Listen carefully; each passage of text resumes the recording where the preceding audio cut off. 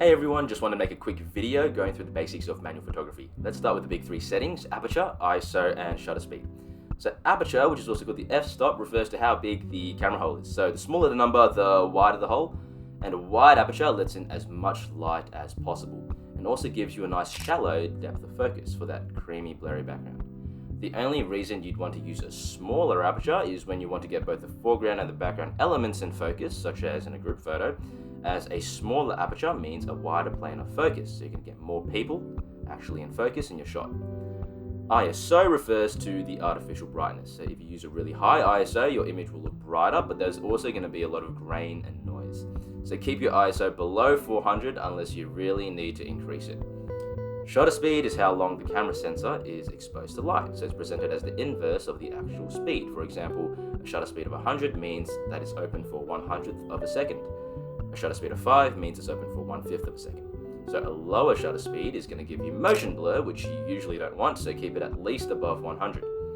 If your subjects are moving, you'll want it above 400, otherwise they'll be blurry. So now let's apply these to the two situations you'll find yourself in: outdoors and indoors. So always shoot with live view whenever possible, because it gives you a nice little preview of what your photo is going to look like, and use the little slider thing to help you find the right exposure. Now, no matter the situation, I always keep my f-stop as low as possible. So if mine goes down to 1.8, you might find that your camera goes down only to 3.5, and that's alright as well. So when you're outdoors, bring your ISO to 100, so you don't need any more artificial brightness. The only thing you'll want to adjust is your shutter speed to try and balance the exposure. The higher the shutter speed, the darker your photo is going to be. When you're indoors, bring your ISO up to around 400 and lower your shutter speed until you get the right exposure.